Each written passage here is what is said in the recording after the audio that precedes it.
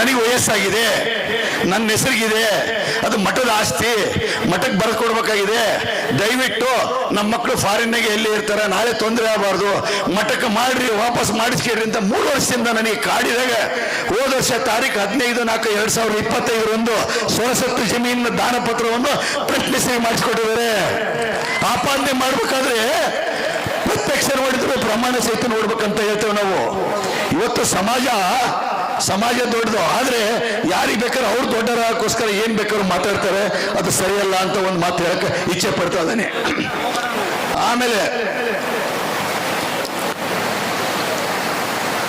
ಮಹಾಂತ ಸ್ವಾಮಿ college ಅಂತ ಮಾಡಿದ್ದೇವೆ ನಾವು ದಾವಣಗೆರೆಯಲ್ಲಿ.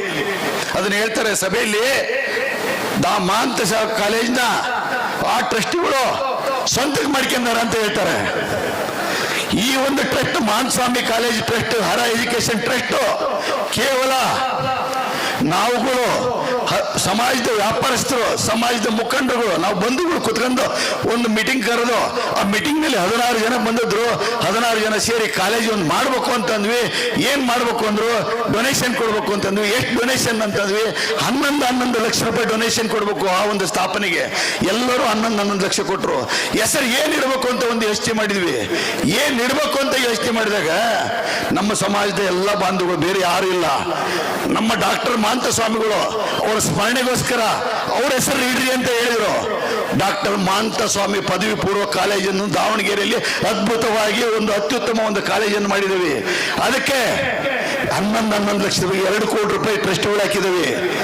ನಾನು 1 ಕೋಟಿ ರೂಪಾಯಿ ಮತ್ತೆ ಎಕ್ಸ್ಟ್ರಾ ಸಾಲ ಕೊಟ್ಟೇನೆ. ಇನ್ನು 3 ಜನ ಟ್ರಸ್ಟಿ 50 ಲಕ್ಷ ರೂಪಾಯಿ ಸಾಲ ಕೊಟ್ಟಾರೆ.